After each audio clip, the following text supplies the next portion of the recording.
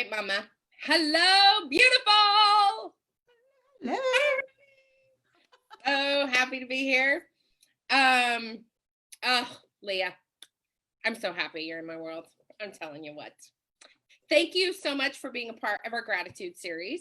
So this series came about because I am the imperfect gratitude journaler, and I wanted to help other people in my world think about gratitude a little bit differently and outside of the box. So I'm so thrilled you're here. If you would introduce yourself to our watchers and my people and my audience and tell them who you are and what you do.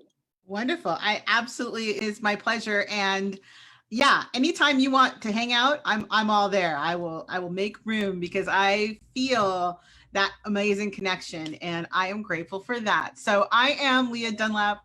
I'm the Oracle on Purpose. I'm an intuitive business architect, which really just means that I help leaders, business leaders, and transformational leaders find and follow their purpose, basically connecting the dots between their real work and their genius so that they can live a life of significance. Because I think that's what we're all here to do. I love that word, significant. Right? Isn't it juicy? Oh. Good word. Yeah. Yeah. I just really love that word. I just am really like, I'm sitting in that for a minute and going, oh, significance. Not just like purpose or like accomplishment or like, oh God. Right. That's such a good point. Like people think of purpose and it feels really fluffy. Yes. But when you tie it to the significance of you being born, that fact that you 1 in 400 quadrillion chance, that's a 4 with 17 zeros behind it. Isn't that amazing? Like that's significant. It is significant. And your purpose is significant. And when you figure it out, like you've done such a great job of doing, people get what you were designed to bring to the world. That's pretty impressive to me. Oh God, I love this so much. So good. So, do you have what you consider a regular gratefulness practice? And if yes. When we talked before, I was like, oh, gratitude's one of my favorite things to talk about. And here's what I know, and I love what you started with. Yes, imperfect journaling. It started with that. I don't know. I'm gonna throw us, the industry, under the bus and say like 10 years ago, it's like you must have a gratitude journal, and people are like, okay, what do I do? Like I'll do it, and what? And I've used it a lot. I tell people, like, really, this is honest because I'm so much about true transformation and freedom. It's like, hey, look, here's the real deal. I have been doing a gratitude journal. You ready for this? For the last quarter century. Oh my God, that's amazing. So here's the thing. And I say, like, even here's what I will tell people when they get like, the thing about gratitude for me is like, it's a ritual that I do every single night for the last 25 years, almost without fail. I mean, I could probably count on 2 hands the amount of times that I just didn't do it at all. But even if I don't write it down, which is what I typically do like 99% of the time, I will not completely go to sleep without going through in my head 10 things at least that I am truly grateful for. And this, I think, is the catch. People think like, well, what do I write down? And, I had struggled in my life like anyone. And about 20, how old was I in 23? So yeah, many double digits ago, I found myself in a place in like 23 or 24 when I was recovering from being homeless with 53 cents in my pocket and laying in, thankfully, my new home with pretty much nothing but a borrowed bed. And I started my gratitudes with, I am grateful for this bed. That still to this day is one of my most profound gratitude moments. Yeah. Because it was real. It was real for me. Yeah. And I tell people, like, if you have to start there, then start there. Because the practice of knowing how incredibly beautiful our world is on our behalf. what is supporting us and showing up in even those little things or seemingly little things. That muscle is needing to be primed, and when we prime it, then we get to see more. Like, it expands. It's like an aperture of a camera lens. It starts to see more and more things. And yeah, sure, after that I got to see more and more things, but I will never forget that moment, ever. Because so good. I had been on the streets Yeah. without a roof or a bed. Yeah. And I was laying on my own accord in a room, in a bed, safe and sound and secure, and I could go to sleep in peace. Yeah. That was pretty amazing. Going to sleep without worry after you've been in that position. I think people don't understand that feeling. I too have had that feeling, and it's remarkable to be able to sleep without worry. Yes. It's really, so perfect. Yeah. Yeah. And that's why it's something I do every night. That's why, because I want to remember, like, tap back into that experience. Because even if it's not the same stuff. Yeah. And being in that vibration is so important. Yes. And you have that muscle memory. And, there's that saying that the more gratitude, the more grateful you are, the more experiences you have to be grateful for. And it's really true. Like, but it's also, I think that, and this kind of goes into this, I think you've answered this a little bit, but I want to tease it apart a little more about why being grateful is something that you consider to be important. Because what are some other reasons, like, not just that it takes you back to that moment, but what are some other reasons that you think that being grateful has been so important to you in your life and throughout these many decades, as you say? Right. Yeah. Right. I think there's the practical. So I'm very practical too, which people probably don't like. You're an oracle. You should be so woo-woo. And I am, and I'm practical. And the practical side of that is, we live in a universe that responds to our thoughts. Yeah. And I always show people, like, okay, so let me ask you this. If you were to put a thought, if I asked you, and I'm not, so if anybody's listening, this is not like, imagine it's in a bubble over here. If I were to ask you to think about having the most horrific disease possible, and right now we don't even want to go there, right? But if I would ask you to put your thoughts on that, just think about it. Mm-hmm. And people's instant reaction is absolutely not. And I say to them, why? Because inherently, you know in your core of who you are, it is physically in you to recognize that you are a part of the process. Yes. And your thoughts matter. So as a practical tool, it allows us to change our thought patterns to ones that we want, things that we appreciate. It allows us, as you said, to kind of increase that aperture, that muscle that says, oh, what if I start my day? Because I actually give that request to clients. Sometimes I say, don't do your gratitude journal at night. Do it in the morning. Do it for things you're going to be grateful for. And they're like, what? You're like, you can do that? I'm like, absolutely. Because again, it is a muscle. It is a practical tool that we are inherently born with, that we may not be using as well. So as a practice, it helps us to stretch that muscle. Practically, it helps us to deliver the message to the universal source that we are indeed connected and in concert with creativity and creation. And ultimately, what it does is it allows you to show up into places where there may be discord and have that muscle be so strong that you can see the good in it, which then allows you to step into solution and proactivity versus reactivity. What you just said about showing up I'm sorry, I'm like ripping out my journal. I gotta write that down. Showing up in places of discord is such an important, really important, lovely, amazing, mind-blowing thing. When you think about how much we avoid showing up in places of discord, right? Like, we avoid conflict. We avoid showing up in places that make us feel uncomfortable. I've been watching how white people are responding to what happened in Minneapolis. And that all of a sudden they're like, we might have a problem. And I'm like, thank you for coming. Yes. Right. Thanks, Sometimes thanks for joining us here. Yes. Who's been doing this work for so long, I'm like, that took a while. Right. But thank God we have opened a space where people are doing more gratitude work. And so they're seeing what they're grateful for, and they're seeing what social justice work still needs to happen.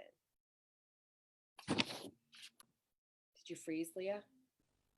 Yeah, there you are. No, and I was watching a really cool interview on Facebook the other day about that situation with Floyd, and it was I'm going to say white preacher, indiscriminate, and 3 Black men were on the screen, and they were all talking about this, and he mentioned that he is having this awkwardness about how to get engaged or not engaged. Here's the thing. Yes, I can show up to that video and be grateful that we're having this freaking conversation. Yeah. I may not like what he says. I may be triggered. I may be angry. And, you know, the guys that he was talking to were all over the place with that.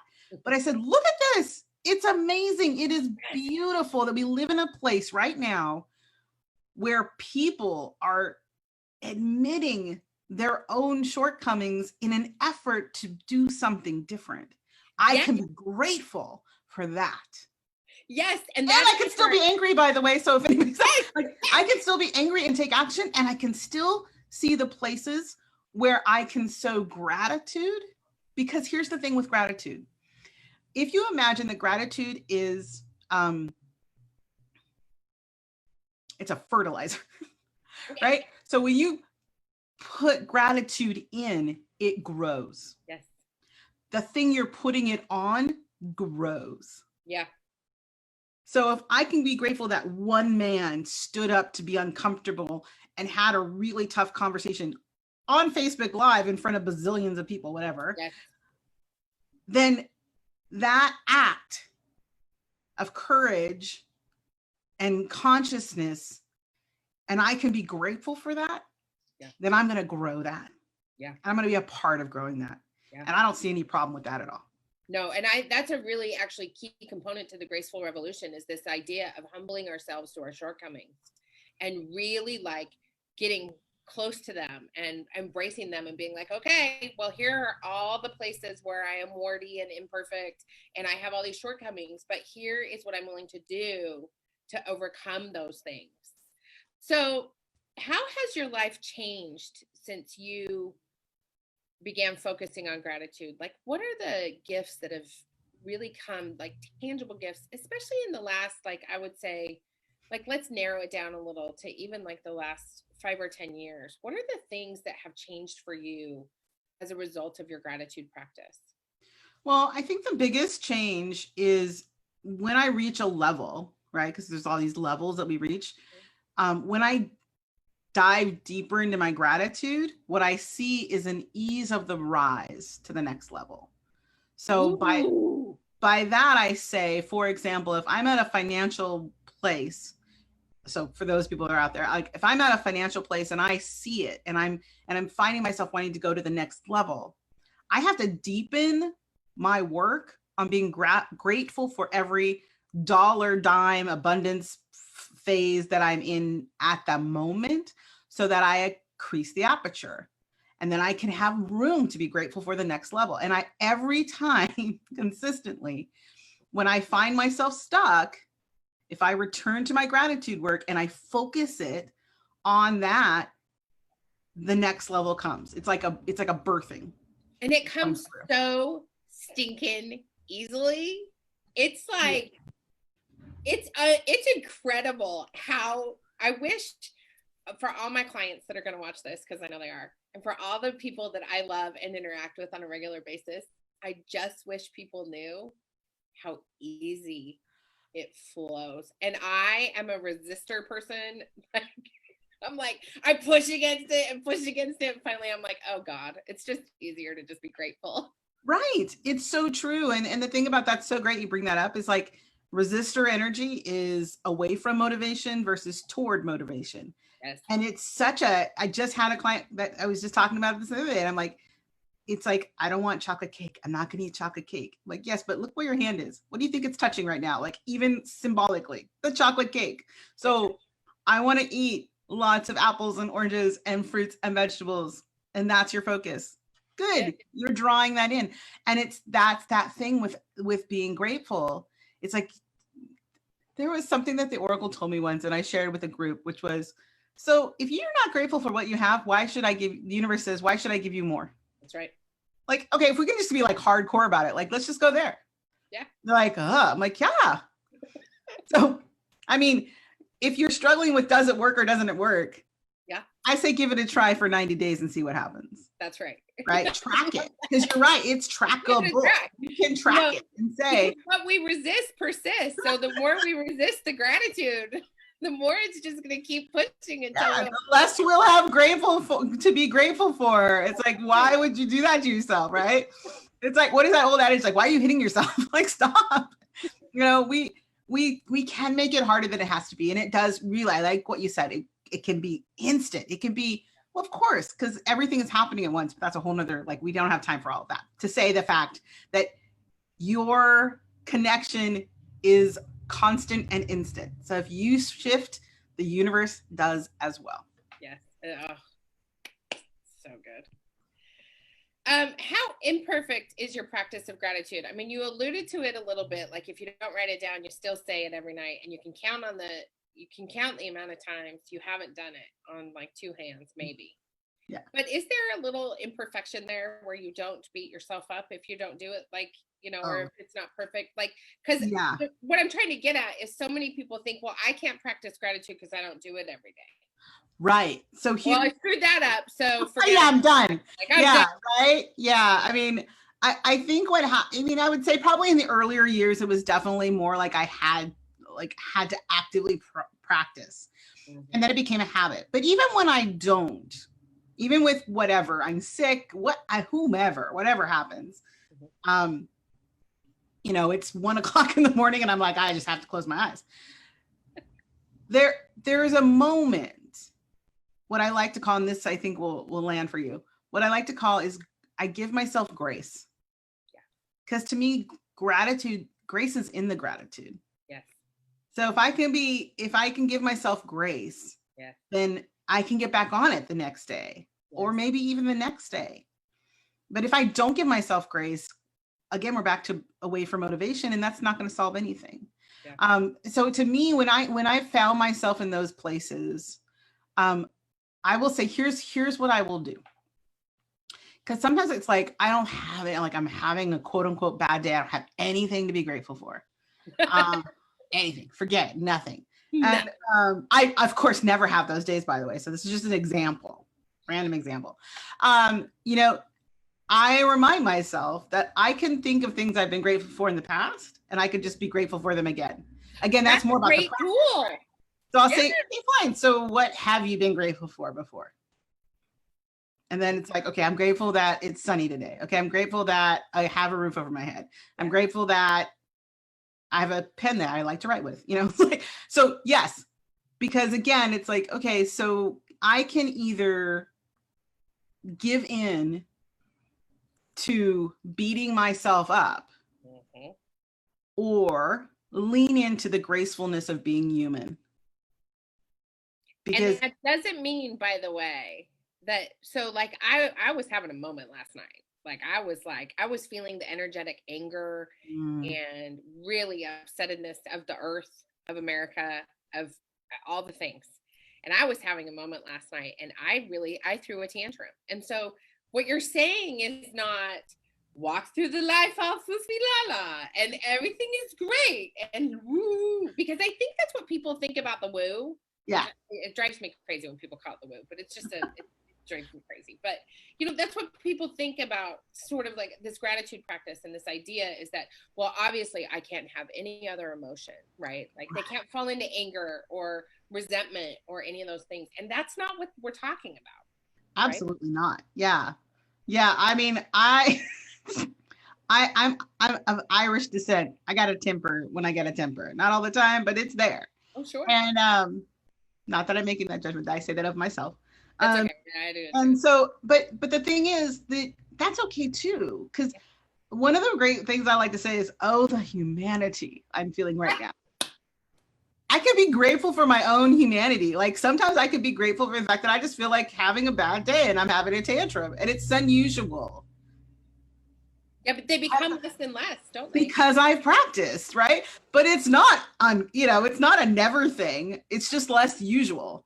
And so what that does is it gives me more permission when it happens to just go, all right, you are having a day. Like you said, like I'm done. Nothing. And I'm like, okay, well, fine. And what have you been grateful for in the past? Like today might not feel like the day you want to see things. Yeah. I have a pretty good sense of humor, even with myself, I think. And so sometimes I'll just give myself like that whole like, oh, really? So you got hit by a bus today? Like, no. Okay, great. Write that down. Yeah. Like it could be that ridiculous because again, it's like, this is about being aware that we have a choice to make how we show up, no matter what things look like. Yeah. And it doesn't mean that we're ignoring how things are. Yeah. It's that how do we want to show up to it? Yeah. Do we want to be a light? Do we want to be a source of power? Do we want to be a source of help and support? Great. Then we should be as strong and as centered and as clear as possible when we do it. And to me, gratitude leads to that. So, yeah. So a lot of times, especially in the more progressive circle, progressive in quotes used lightly here, by the way. Yes. There's a lot of talk about how what we're discussing is really privileged, right? So you and I both come from backgrounds where we have experienced homelessness, poverty, all sorts of issues. Both of us have been on the struggle many times throughout our lives, and which is a connection for both of us. We both have a good backstory. What do you say to those people or what are your thoughts about this idea of choosing our thoughts and being grateful, being a privilege? So first thing from the Oracle is it's a gift. It's not a privilege. And it's a gift we're born with. And again, as I said, my gratitude journal started in the depths of despair. I didn't start it 10 years after I got myself together. That's right. Yeah. So it's also this thing about privilege when it's used as a tool to keep people from moving forward. It's like, okay, and can we go into the and place? Even if it is privilege, I'm not entirely sure that that's how I feel about it, but if I can hold space for somebody to see it that way, then I would say, and if it helps you to break through your own personal barriers, regardless of what it looks like this is the thing, like I said before, I'm not grateful for grandiose things. Well, they got grander as I grew, right? Yeah. But I'm not grateful for just the grandiose things. Right. I'm grateful to be alive. Yeah. And what my life allows me to do. And I can always, and I've worked with, been with, walked next to, slept next to in a flop house, people whose lives were incredibly challenging for a myriad of reasons. And I think that to see myself and them as powerful, purposeful, and loved is not about privilege. To me, it's about honoring the sacred within each person, wherever they are, and however messy it looks. That's the thing. I think if it's privilege, I think that privilege piece of it looks like I'm doing it, so you should too, in my way. Yeah. And I think we take the privilege off the table when we say, I want to hear from you what one thing you can see about who you are and your being alive that makes you happy. I want to honor that in you. That's why I think gratitude matters. It's And I not think about proving anything to me. we don't like to listen to other people's stories, especially if we consider people to be less than us. Right. Yeah. So I think that's where the privilege can come in. When you think that you can do it, that others can do it wrong because they're not doing the way you do. Yes. So I don't think gratitude or even positive thinking from that perspective on its own is privilege. I think when it's packaged as something that's meant to be done a certain way, yes, then we start to separate it from the purest source of who we all are as spiritual creatures living in human bodies. Yes. Whatever that looks like for you. Right. I love you so much. It's so good. All right. So what is one tool you can share with people that will help them recognize what to be grateful for? And you alluded to this just a second ago, like it's the little things. Like often I will find myself looking out my window and thinking, oh my God, the leaves on the tree are so pretty. Or, oh, a new rose bloomed. Or, oh, there's a gigantic bee flying by my window. How lovely, right? Mm-hmm. So what is one tool that you can share with people to help them recognize what to be grateful for? So I'm going to give you a throwaway tool, as in like everybody can do it. I don't care who you are, where you are, whatever. It's your senses. Like use your senses. What do you see? What do you hear? What do you taste? What do you smell? What do you feel? Just like, just go there. If you're struggling, go there. And then I'm going to challenge, because that's how I am. And I'm going to say, ask yourself this question. If I were to share my day with someone else, and I could only talk about the things that brought me happiness, what would they be? Oh, I think some people might be rendered speechless for a minute trying to think about how to shift the way their brain tells them, because they'd have to speak from their heart. Yeah. They'd have to tap in. Yeah. I love that challenge. I hope all y'all, what I would love to see is for all y'all to watch this, take her up on the challenge, and then write it in the comments so we can see all that gratitude coming through in the comments for this interview. That would be delightful. Yes, I would love that. Yeah. Oh, my friend, thank you so much for this lovely, delightful. I love hanging out with you so much.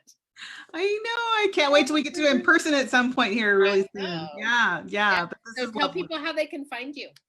Yeah, absolutely. Easy peasy. You can find me at oracleonpurpose.com and stay in touch on Facebook, Instagram, all the things. I'm always out there sharing this knowledge because I do honestly believe that every one of us is here on purpose. And when we fulfill that purpose, the world hums. It really, really does. And in case you missed it, I'm going to link to it. There's a really epic podcast interview with Lia and I for her podcast. And it is phenomenal. Hang tight, Lia. Bye, y'all.